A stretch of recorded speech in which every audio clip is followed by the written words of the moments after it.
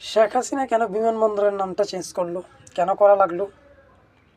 আচ্ছা, এই নিয়ে তো আপনাদের মনে করলেন যে হাই হুতাশের শেষ নাই বিএনপির মধ্যে, যে কত বড় হিংসুক মহিলা জিয়ার নামটা পর্যন্ত সহ্য করতে পারে নাই। হ্যাঁ, জিয়া বিমানবন্দরের নামটা চেঞ্জ করে শাহজালাল রেখে দিছে। আসলে এই বিমানবন্দরের নাম কিন্তু জিয়া আন্তর্জাতিক বিমানবন্দর ছিল না।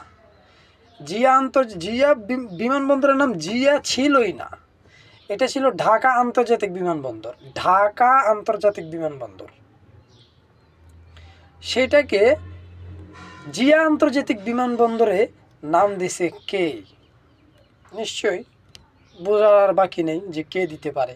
আচ্ছা, এবার আসেন 96 সালে আপনারা যখন আওয়ামী লীগ ক্ষমতায় আসে, চট্টগ্রাম বিমানবন্দরের নাম উনি দিতে চাইছিল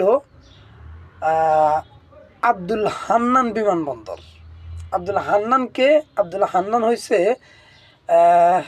মুক্তিযুদ্ধের অনেক বড় সংগঠক, এবং বলা চলে যে উনি ঘোষণাপত্র পাঠ করছে। আব্দুল হান্নান, ওনার নামে চট্টগ্রাম বিমানবন্দরের নাম করার কথা ছিল, কিন্তু বিএনপির সেটা সহ্য হয় নাই, ওনারা সেটা করতে দেয় নাই।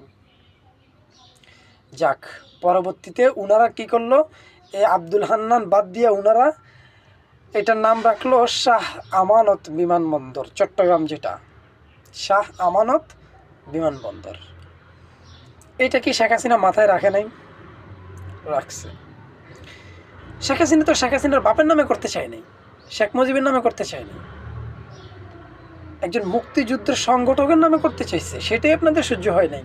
আচ্ছা, পরবর্তীতে উনি যখন ক্ষমতায় আসলেন কি করলেন, জিয়া আন্তর্জাতিক বিমানবন্দরের নাম কাইটা শাহজালাল লাগাই দিলেন।